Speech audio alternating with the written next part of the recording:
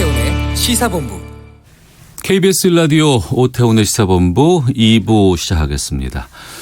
청취자 여러분들의 참여 기다리고 있습니다. 샵 9730으로 의견 보내주시면 반영합니다. 짧은 문자 50원, 긴 문자 100원, 어플리케이션 콩은 무료로 이용하실 수 있고요. 또 시사본부 팟캐스트와 콩, KBS 홈페이지를 통해서 다시 들으실 수 있습니다. 유튜브를 통해서 또 생중계되고 있습니다. 일라디오 혹은 시사본부 이렇게 검색하시면 영상으로 방송 모습 확인하시고 유튜브 댓글로도 의견 보내주실 수 있습니다. 매주 금요일 2부에는 한 주간의 언론 보도를 분석하고 비평하는 시간, 정상근 알파고의 와치독 시간이 있습니다.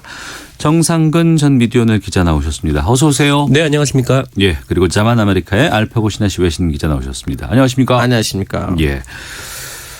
경향신문이 기업으로부터 협찬금을 받기로 하고 기사를 삭제한 일이 공개가 됐습니다. 언론계에 큰 파장 일고 있고 이것 때문에 사장도 좀 사퇴를 한 것으로 알고 있는데. 네. 정상근 기자가 좀 정리를 좀 해주세요. 네, 이 경향신문이 이 파리바게뜨로 잘 알려진 그 SPC라는 회사와 관련된 기사를 준비를 했던 모양입니다. 이게 네. SPC로서는 좀 좋지 않은 기사였던 모양이고, 이 경향신문은 해당 기사를 그 일면 등에 이제 배치를 할 계획이었는데. 그런데 이 기사가 이제 실리지 않았던 거죠. 알고 보니까 이 기업에서, 그러니까 SPC라는 회사에서 기사를 빼주는 대가로 이 경향신문에 협찬을 약속을 했고, 네. 이 사장과 광고국장이 이를 받아들여서 네, 기사가 올라가지 않았던 겁니다. 그리고 이를 편집국장에게 전달을 했고, 이 편집국장은 이 일을 제기하지 않고 그냥 사실상 받아들인 것으로 그렇게 알려져 있고요. 그리고 해당 기사를 작성한 기자에게 이 얘기가 또 전달이 됐고, 이 기자는 받아들일 수 없어서 회사에 사표를 제출을 했습니다. 그리고 내부에서 이 사표 제출로 인해서 이 얘기가 알려졌고, 이 경향신문 기자들이 긴급 총회를 열어서 사장, 광고국장 그리고 편집국장의 사퇴를 요구를 했고, 이들이 이를 받아들여서 네, 지금 이제 현재까지 지금 오게 된 그런 상황입니다. 네. 기업에서 협찬해 줄 테니까 기사를 좀 빼달라는 그 기사 내용이 뭐였어요? 그 오마이뉴스가 확인해 봤는데, 이 삭제된 기사가 어떤 내용이었냐면, 이 파리바게뜨가 중국에서 상표 등록이 취소될 위기에 처했다. 네. 라는 기사였어요. 그러니까 지난 12일 이 중국 베이징의 지적 재산권 법원이 이 파리바게뜨의 상표 등록이 무효다라는 판결을 내린 건데, 이미 SPC가 이 파리바게뜨를 중국에서만 300여 개 정도 점포를 낸 상황이기 때문에 네. 이 파리바게뜨에 좀 막대한 피해가 예상이 되는 좀 그런 상황이었습니다. 그러니까 정확히 얘기하면 이 기사가 SPC를 비판하기 위한 기사라기보다는 네. 이 중국의 좀 황당한 행정이 주요 비판 대상이었다고 보는 게 좀 맞을 것 같은데, 그러면 이제 SPC는 이 기사가 나가지 않는 것이 좀 기업 이익에 좀 맞다고 판단한 것 같습니다. 왜냐하면 나오면 주식이 떨어지거든요. 주식? 주식 주가가 떨어진다? 예. 그런 영향들이 있으니까 아무리 그 회사를 가지고 비판하지 않아도 네. 경제적으로 영향을 미치니까 기업 입장에서는 그런 부탁을 하는 거는 이제 논리적으로 보여요. 이렇게 말씀드릴게요. 그러면 그 기업의 입장에서 말씀하시는 거죠? 기업의 입장에서 맞죠. 근데 그렇다고 해도 협찬금 금액은 어느 정도로 지금 뭐 나온 게 있나요? 주장이? 제가 듣기로는 5억 원 정도로 알고 그래요? 있습니다. 네. 5억 원이면 뭐 괜찮아. 근데 이 협찬금을 이렇게 수억 원대를 요청을 하고 또 그것 때문에 삭제를 받아들였다는 것도 좀 이해하기 힘들거든요. 이게 네. 그러면 기사 거래 아니에요, 이게?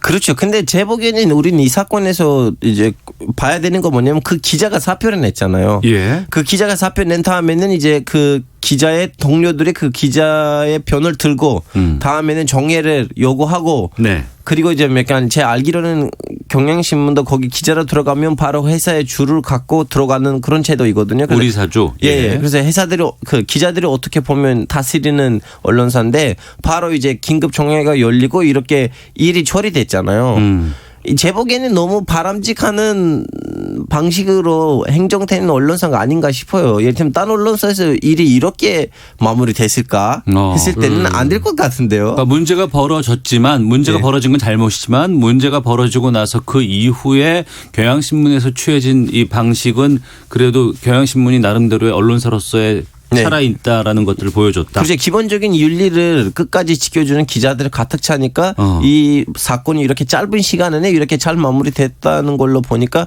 저는 진짜 잘 된 언론사이구나라는 생각이 들었어요. 하지만 경영진을 우리가 봤을 때 경영진은 뭐 여러 가지 경영을 잘하는 것도 의미가 있지만 외부의 여러 가지 무슨 뭐 이렇게 압력이라든가 이런 것들을 또 막아주는 역할도 해야 되는 게 입장이라고 보거든요. 네, 그렇죠. 그런데 그것을 오히려 더 이용해서 협찬금 때문에 수억 원의 돈 때문에 기사를 거래하고 또 이걸 사장과 광고국장 네. 예, 이분들이 그거를 또 편집국에다가 전달했다는 건 문제가 심각해 보이기도 하거든요. 문제가 심각하죠. 그러니까 사실 이 경향신문이 이른바 이제 경영과 보도의 분리 이게 안 돼 있는 회사가 아니거든요.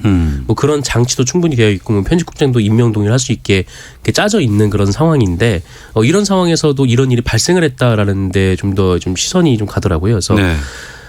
결국 이제 한 언론사의 좀 수익이 굉장히 좀 악화가 되고 이제 경향신문은 특히나 일전에 이제 뭐 하나 소유였다가 좀 우리 사주로 좀 전환되는 과정에서 좀 극심한 이 경영난을 겪기도 했었는데 그때 좀 많이 어려워서 이제 기자들의 월급도 많이 깎이고 좀 그런 일들이 있었던 걸로 좀 기억을 하고 있어요. 근데 어쨌든 그럼에도 불구하고 여기서 극복을 해내서 다시 또 이제 이 안정적인 체제를 좀 유지를 하고 있는 상황에서 또다시 이런 일이 벌어졌다는 것은 이 신문사가 가지고 있는 이 재정적 취약함을 일단은 좀 반영을 하는 것 같고 또 외부에서 이런 좀 들어오는 이런 일종의 이제 유혹에 대해서도 좀 상당히 여러 언론사들이 또 흔들리고 있는 현실을 또 반영을 하는 것 같다. 그러니까 심지어 이 경향신문처럼 이런 그 구조화가 잘 된 그 사장도 심지어 사원들이 뽑는데 좀 개입을 할 수 있는 그런 정도의 신문사도 좀 이런 현실에 좀 처해 있다라는 게 좀 눈길이 끌긴 하더라고요. 이번 일이 알려진 것은 그 해당 기사를 쓴 기자가 거기에 반발해서 사표를 썼던 것이 때문에 이제 공개가 된 거 아니겠어요? 네, 그렇습니다. 뭐 여러 가지 상황들은 또 있을 수 있겠지만 그렇지 않고 그냥 뭐 제가 수용하죠라고 인정을 해버린다 그러면 묻힐 수밖에 없는 내용인 것 같고. 네, 그렇죠. 이렇게 기사 거래하는 것들이 사례가 외국에서도 좀 있었어요? 있는데 이렇게 좀 약간 수준이 낮은 급이 아니에요. 예를 들면 어떤 일이 생기냐면 예를 들면 A 기업이랑 관련된 진짜로 비판적인 예를 들면 그 기업이 환경에 나쁜 물질을 뭐 만들다든가 등등 이렇게 나쁜 기사가 나오면 그럼 그 기업이 연락을 해요. 이거 좀 빼달라. 네. 그럼 거기 이제 거래가 일어나는데 거래가 일어난 다음에는 기사를 빼요. 빼고 난 다음에 누가 뭐라고 하면 그 기업이 와서 우리한테 연락을 했는데 우리가 잘못했다는 걸 인정하고 죄송하다고 하고 무슨 환경 단체에다가 이 정도로 기부를 한다 하면서 이제 자신의 자책감을 느낀다는 것을 우리한테 증명했기 때문에 우리가 기사를 뺐다. 그러면 사람들 뭐라고 안 하죠. 근데 이제 3주 이후에는 그래도 뭐라고 해야 될 것 같은데. 설명해 드릴게요. 네. 다음에 이제 3주 지나가잖아요. 네. 3주 지나가고 난 다음에는 그 기업이 그 언론사에다가 돈을 따로 입금을 하는 거예요. 그리고 이렇게 되면 별로 눈에 안 보이거든요. 그런데 이번 사건은 너무 눈에 보이고 좀 한다면 좀 더 좀 약간 고퀄리티로 좀 약간 기사거를 했으면 좋지 않을까? 아니요, 그러면 안 돼요. 절대 안 됩니다. 이거는 그냥 개그였어요. 좀 예쁘게 받아주세요. 거기다가 이게 드러나서도 문제지만 네. 또 공공연하게 이런 협찬금을 빌미로 해서 기사를 쓸 수도 있는 여지가 있지 않을까라는 좀 우려가 들기도 하거든요. 맞아요. 실제로 그런 일이 있죠. 그러니까 특히 이제 지난 정부 같은 경우에는 정부로부터 돈을 받고 이 지면을 아예 한 면을 통틀어서 이 이른바 이제 어떤 행정부처가 추진하는 정책들을 기사로 쭉 쓰고 마치 이제 기자가 어떤 목적을 가지고 취재를 한 것처럼. 네. 근데 하지만 알고 보니까 그 사이에 이제 돈이 거래가 오갔던. 그러니까 일종의 이제 광고가 아예 기사처럼 지면 안으로 들어와 버린. 그러니까 저희 와치톡에서도 좀 여러 번 얘기를 했었지만 그랬었습니다. 그런 일들이 좀 비일비재하게 벌어지고 있었던 거죠. 그리고 뿐만 아니라 그러니까 아까 알파고 기자가 얘기했지만 이런 일이 딱 드러나고 했던 것은 경향신문이니까 이게 가능했던 일이라고 저는 생각을 하거든요. 그러니까 다른 언론 같은 경우에는 뭐랄까요? 하여튼 제가 뭐 예전에 이제 봤던 사례들만 해도 뭐 어느 병원들의 이제 공문을 쫙 돌리고 기자가 찾아갈 테니까 이 몇 천만 원을 주면 뭐 이제 그 신문 일면 아니더라도 내부 섹션의 일면 정도는 뭐 그 해당 병원에 대한 기사를 써주겠다 이런 식으로 직접 공문을 보내는 일도 잦았고 또 뭐 어떤 기업들에게 전부 다 일괄적으로 딱 보내서 뭐 소비자 대상 이런 거를 줄 테니까 어느 정도 돈을 우리한테 달라 그러면 마치 이 언론사가 공신력을 가지고 이제 소비자 대상을 수여하는 것처럼 하면서 이 기업을 홍보를 해주겠다, 기사를 써주겠다 이런 식으로 공식적인 제안들도 왔다 갔다 하거든요. 근데 이게 정말 뭐 알파고 기자가 얘기를 했지만 하려면 비밀리에 하지 이렇게 너무 공공연하고 이제 그 공문이 좀 주고받을 정도로 드러내놓고 이렇게 기사를 쓰고 제가 방금 전에 비판했던 거 그거예요. 한국에서는 너무나 대놓고 해요. 좀 약간 이거는 겸허하게 해줘야 되는데 서양처럼. 왜냐면 서양에서 이렇거든요. 한 언론사에 백이 되는 기업이 몇 개 있고 그 언론사가 그 기업 몇 개를 제외하고 모든 기업을 공격하고 다음에 그 기업들이 와서 돈 주고 이 기사를 뺄 테니까 좀 해주세요 하면 우리는 그런 언론사 아닙니다고 하고 끝까지 또 이렇게 기사를 쓰고 그럼 이제 이미지도 좋은데 한국에서는 그렇지는 않아요. 그 언론사가 와서 그냥 기업이 와서 돈 줄 테니까 기사 빼주세요 하면 예 알았다고 해요. 원래 성실하는 기업이 다 그렇지 않아요. 절대 그렇지 않습니다. 아니 물론 이제 문제 요지가 있는 언론사들은 말씀드리는 거죠. 그래서 좀 약간 이 문제를 조금 더 대놓고 하는 것이 좀 약간 사람 기분은 그러니까 이런 것들이 하나둘씩 공개가 되고 또 이런 파장들이 커지면 최근에 지금 이 뉴스를 이용하시는 분들의 이 수용자라든가 이용자의 입장에서는 언론에 대한 평가가 고스란히 반영이 되는 거거든요. 그럼요. 네. 8998님께서도 신뢰도가 높다고 생각한 언론이었는데 아쉽네요. 그래도 이게 세상에 알려지고 사장도 물러나기로 한 것은 다행으로 여겨집니다. 정말로 이렇게 마무리된 것은 경향신문이라 가능한 일 아닐까요? 다른 언론사에서는 이런 일이 비일비재하게 조용히 일어나는 것 아닌지 걱정입니다라고 했고 알파고 기자가 말씀한 것처럼 그런 걱정들이 공공연하게 일어나는 현실도 좀 우리가 알 수 있는 것 같은데 그럼 이번에 경향신문이라서 가능했다고는 하지만 그 이후에 일 처리도 상당히 좀 중요하지 않습니까? 그렇죠. 어떻게 지금 되고 있대요? 뭐 일단 제가 듣기까지로는 이 사장은 물러났고 그다음에 다른 이제 광고국장이나 편집국장 같은 경우에는 그 인사위원회에 지금 회부가 된 걸로 알고 있습니다. 그래서 아마 내부에서도 인사위원회를 거쳐서 이 사람들에 대한 신병 처리를 한 다음에 그걸 이제 공개를 할 것 같아요. 근데 이 경향신문이 뭐 오프라인 신문에는 뭐 기사를 내진 않았지만 어쨌든 이런 과정이 있었습니다라고 온라인에는 기사를 써서 이렇게 냈거든요. 그래서 뭐 누구나 볼 수 있게 했는데 뭐 앞으로도 이런 일이 벌어졌다라는 걸 공개를 했으니까 앞으로의 처리 과정도 좀 투명하게 좀 공개를 할 것 같고 뭐 그렇습니다. 그리고 저는 이 계기로 한국에 있는 기업들한테 뭐라고 하고 싶어요. 해봐요. 제발 다음에 경향신문한테 이런 거래를 하지 마세요. 이렇게 들킵니다. 아예 포기하세요. 하지 말아야 돼요. 네, 그러니까요. 그리고 언론사에서도 그것을 단호하게 좀 이렇게 차단할 수 있는 그런 조치들 또 의식들이 필요하지 않나 싶습니다. 자만 아메리카의 알파고 신하시 외신 기자 정상근 전 미디어오늘 기자와 함께 한 주간의 미디어 비평 오늘 2019년 마지막 시간입니다. 와치독 함께하고 있는데요. 다음 주제로 가보겠습니다. 자극적 선정적 연예가 보도가 줄을 잇고 있다고 해서 좀 짚어볼까 합니다. 가수 김건모 씨의 성폭력 의혹 불거지면서 관련된 보도가 줄을 잇고 있다고 하는데 이 문제를 좀 언론계 시각을 통해서 좀 짚어보도록 하죠. 먼저 이 문제의 발단은 지난 6일 김세희 전 MBC 기자와 강영석 변호사가 설립을 한 가로세로 연구소라는 유튜브 채널에서 아마 이 내용이 공개가 된 것 같습니다. 사건 내용보다는 저희가 좀 짚어볼 것은요. 어떤 식의 보도들이 나왔는지 그리고 이 가로세로 연구소가 보도 매체라고 할 수 있는지도 좀 궁금하거든요. 처음에 재밌게 봤어요. 이 채널을. 최근에 와서 안 보고 있어요. 보도 채널이라고 할 수는 없고 어쨌든 뭐 그 강용석 변호사를 통해서 어떤 의뢰가 온 모양이고 그 의뢰 내용을 이제 강용석 변호사가 이렇게 공개적으로 설명을 한 뭐 그 정도라고 좀 봐야 될 것 같아요. 이게 뭐 어떤 뭐 뉴스 채널로서의 가치가 있다라기보다는 근데 문제는 이쪽에서 이제 일방적인 주장을 이제 쏟아내고 있는데 그거를 그 사람들의 주장을 그대로 받아서 언론이 지금 보도를 하고 있다라는 게 좀 가장 큰 문제인 것 같아요. 근데 일단 뭐 첫 번째로 생각해 보면은 일단 이것은 한 사람의 그 일방적인 주장이라는데 이제 반대 쪽에 있는 사람의 반론이 없이 계속 보도가 되고 있다는 점. 심지어 두 번째는 뭐 그 행위가 사실이라고 하더라도 그런데 이 사람들이 그 유튜브 방송에서 떠드는 것처럼 그런 좀 피해 사실에 대한 구체적인 내용이 적시가 돼서 언론에 보도가 된다면 이것 또한 이제 상당한 좀 문제라고 좀 볼 수 있을 것 같아요. 그러니까 피해 사실을 그들이 이제 폭로하고 공개를 했는데 그게 지나치게 좀 구체적이고 상세적으로 나왔고 그 내용 자체를 여과 없이 기성 언론에서 받아서 보도화시켰다. 이 부분은 좀 문제가 되지 않을까 싶기도 하거든요.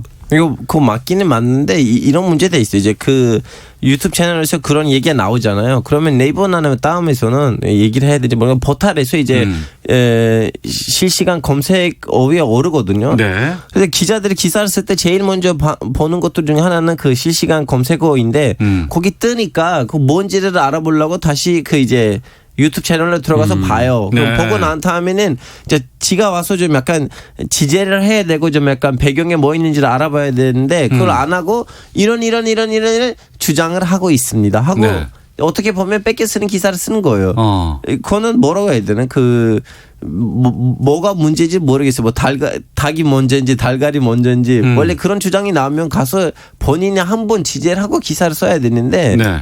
아 이런 거 지금 네이버에서 떠고 있는데 우리 언론사에 왜 이런 얘기가 없을까 해서 똑같이 쓰면 문제이죠.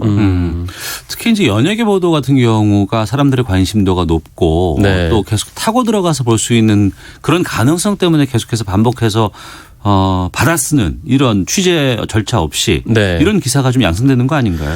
그렇죠. 뭐 아예 뭐 받아쓰는 것도 받아쓰는 거고 그리고 전에 이제 뭐 그 고 설리 씨나 뭐 고 구하라 씨 사례에서도 마찬가지였듯이 그냥 그들의 사생활을 아무런 죄의식 없이 퍼와서 그것을 이제 전시해 놓는다라는 것도 좀 상당히 문제인 거죠. 근데 이런 식으로 그러니까 어떤 좀 뭐랄까 하여튼 뭐 사회적인 그런 가치라든지 아니면 공동체로서의 그런 중요한 가치들에 대해서는 전혀 생각하지 않고 그냥 이런 것들을 전시함으로써 그러니까 독자들 앞에서 그냥 내놓음으로써 굉장히 이 사건 자체를 희화화시키고 또 별것 아닌 것처럼 그러니까 특히 이 사건 같은 경우에는 좀 가십화시킨 경향이 있다는 거죠. 그러니까 이 좀 뭐랄까 좀 입에 담기는 좀 어렵지만 이걸 관련된 그 언론사의 기사의 제목들이 좀 상당히 부적절하고 또 가십화된 것이 많아요. 좀 딱 보면은 그 제목 자체가 너무 야하고 막 궁금증을 유발해서 막 클릭을 하도록 유발하고 그런 것들이 좀 상당히 많거든요. 근데 그런 거를 그러니까 그 온라인을 통해서 실었던 매체들이 뭐 이름만 들으면 좀 잘 모르겠는 그런 매체들을 수준을 넘어서서 뭐 서울신문이라든지 뭐 국민일보라든지 조선일보라든지 뭐 한국경제 뭐 매일경제 이른바 이제 거대한 편집국을 가지고 있고 또 그런 그 충분한 게이트키핑이 가능한 곳에서도 이런 일이 벌어지고 있다는 게 네, 가장 큰 문제라고 그러면 봅니다. 이제 제 보기에는 연예인들이 이제 자기 사생활이 언론에 나왔다는 건 문제 아니에요. 왜냐하면 연예인들이 이제 텔레비에 나오니까 국민으로부터 사랑을 받고 사랑을 받다 보니까 국민이 그 연예인들의 모든 것을 알고 싶어요. 왜냐하면 사랑하니까. 그러다 보니까 이제 언론이 그 언론 윤리의 그 본의 내에서는 그 연예인들의 생활을 우리한테 이제 갖다 줘야 되는데 거기서 이제 가끔씩 어떤 윤리가 없는 기자들이 말하자면 이제 찌라시를 가지고 이상한 기사를 쓰면 그러면 이거 이제 포털에 나오잖아요. 그럼 네. 또 다른 기자가 그것을 진짜 가서 좀 지재를 해야 돼. 지재하지 못해도 안 그래도 그 연예인의 그 기획사나 아니면 소속사에다가 연락을 해서 이런 거 지금 유튜브나 아니면 포털 사이트에서 떠들고 있는데 어떻게 하세요? 어떻게 입장하세요? 그 한 문장이라든가 네. 밑에다가 써야 되는데 있는 그대로 뺏겨 쓰는 자체가 문제예요. 예를 들면 이번 사건 터질 때도 이제 그 가수의 소속사나 아니면 가수 직접한테 연락을 해서 한 문장 이거 다 거짓말이에요. 나 이런 거 너무 불쾌합니다. 이런 거짓말 어떻게 믿으세요? 이 한 문장만으로도 그 기사 밑에 나오면 문제가 아닌데 그거 지금 없으니까 큰 문제예요. 그러니까 과거에 카더라 하면서 소문으로 돌던 여러 가지 무슨 이야기들 확인되지 않은 내용들 네. 이걸 갖다가 보도를 하기는 힘들었을 거예요. 그런데 유튜브라는 어떤 이 라이브 채널을 통해서 누군가가 자기 이름으로 이걸 폭로하고 나니까 그 사람의 이름을 빌려다가 그냥 그가 밝힌 것이니 우린 이렇게 보도한다. 근데 이거는 책임 있는 언론의 자세가 아니지 않나요? 그렇죠. 그래서 제 얘기는 그거예요. 그 뒷받침에다가 그 언론의 색깔이 들어가야 돼. 왜냐하면 그 유튜브 채널이 만들어내는 그 소문 때문에 한국의 매거진 그 파파라지 현장이 지금 아수라장이 됐다는 거 하나의 팩트예요. 그 팩트를 쓴다고 하되 그때는 그 언론사의 색깔이 들어가야 돼요. 근데 우리가 이런 현장을 목격을 했지만 이런 배경이 있다고 하는데 그걸 안 하니까 그러면 얘네들 무슨 언론사냐. 너무 다양한 언론사들이 많이 생기다 보니까 뭐 여러 가지 완성되지 않은 그런 네. 조직을 갖고 있는 곳에서 벌어지는 일을 넘어서서 지금 기성 언론 쪽에서도 이렇게 하고 있다고 하는데 네. 데스크에서 이런 것들을 좀 제어할 수 있는 권한이 있지 않습니까? 제어하지 않는다라고 보는 게 가장 이제 정확한 거죠. 그러니까 우리가 흔히 얘기하는 이른바 이제 신문에 나오는 이제 기사의 보도 내용 그리고 온라인에 있는 이른바 이제 어뷰징이라고 하죠. 가십성 보도들이 나오는 이런 내용들이 전혀 이 게이트키핑 과정이 그러니까 이 기사를 검사하고 그다음에 확인하고 그다음에 출고되는 이 과정이 전혀 시스템이 다른 거예요. 그러니까 그 전에 신문 같은 경우에는 뭐 기사가 써서 그다음에 무슨 부장이 보고 그다음에 국장이 보고 그다음에 또 다시 또 기자가 보고 막 이렇게 그렇게 해서 이제 몇 단계를 거쳐서 반행하는 시스템이라면 이거 같은 경우에는 어떤 사람 그러니까 뭐 특별히 이제 취재 과정을 하지 않는 사람이 이 최대한 단시간 안에 많은 기사를 써서 내보내는 게 목적이라는 거죠. 네. 또 그렇게 또 조직이 운영되고 그런 조직 운영 방침이 이제 몇 번 계속 이제 미디어 오늘을 통해서 보도가 된 바도 있고요. 네. 그 지면지에 있는 편집부하고 온라인의 편집부가 다른 언론사들은 너무 많아요. 그래서 좀 약간 편집부에 있었던 그 지면지를 가지고 편집하는 사람들이 주로 조금 더 언론 윤리가 조금 더 강한 사람들이고 네. 온라인 쪽에 있는 사람들이 조금 더 뭐 클릭수를 때리니까 그런 과실이 좀 약간 있기도 하고. 근데 그 가장 황당한 거는 두 가지가 같은 언론사 안에 있다라는 거죠. 네. 네, 그러니까 한쪽에서는 막 저널리즘 얘기하고 이제 폼저널리즘 얘기를 하고 있는데 저쪽에서는 전혀 저널리즘 같지 않은 일들이 벌어지고 있는 거예요. 뭐 심지어 뭐 저희가 그때 예전에 이제 봤던 그 문건, 그러니까 어떤 대형 언론사가 이른바 이제 어뷰징 팀에 이제 지시하는 문건도 쭉 보면은 뭐 최대한 빨리 써라. 그 다음에 거의 이제 긁어오되 몇 가지만 바꿔서 이 표절에 걸리지 않게 써라. 이런 식으로 구체적인 지침까지 다 내려보내고 있었거든요. 네. 또 그런 기사들이 양산하는 것은 또 포털을 통한 어떤 수익 창출의 모델로도 볼 수 있는 그런 시각이 있기 때문에 아마 이런 일들이 벌어지는 것 같은데 게다가 최근에는 뭐 여러 가지 뭐 기성 미디어 외에도 뭐 신매체라든가 뭐 유튜브를 통해서 아니면 페이스북을 통해서 다양한 의견들 기사 같은 것들이 이제 많이 좀 이렇게 보편화되고 있는데 근데 특히 이제 유튜브로 우리가 좀 이렇게 특정해서 보기는 좀 힘들 수도 있겠습니다만 네. 그 안에서 좀 가볍고 재미나고 좀 말초적인 것들을 통해서 사람들이 많이 클릭을 하고 그걸로 또 수익을 또 유도를 하잖아요. 네. 유튜브 채널에서는 그렇게 해서 수익을 유도하고 또 그거를 또 기성 언론들이 받아 쓴다는 건 어찌 보면 유튜브라든가 이런 기성 언론과 공생관계가 있지 않나라는 좀 우려가 들기도 하거든요. 그거긴 그렇긴 한데 이런 문제가 있어요. 지금 유튜브에서 이제 나름 자기네들끼리 언론을 하고 하지만 언론인지 모르겠어요. 그런 활동을 하는 사람들 제가 몇 번 얘기를 해봤는데 이런 자극적인 기사를 어떻게 쓰냐. 이제 그분들 주로 뭐 압구정이나 그런 데 가서 특정 지역군들이란 얘기를 하고 돈을 좀 주고 그 사람들한테 좀 약간 반진실 반찌라시를 듣고 그걸 영상으로 내보니까 클릭수가 많이 들어오거든요. 그럼 그때 내는 돈의 2배를 이미 그 영상으로 장출하니까 어쩔 수 없이 좀 약간 이 비윤리적인 콘텐츠를 만들게 되는 그런 악순환이 된 거예요. 이제 여기서는 기성 언론이 여기에 이제 합류되지 않고 오히려 이 악순환을 깨트려야 되는데 그걸 못 하고 있어요.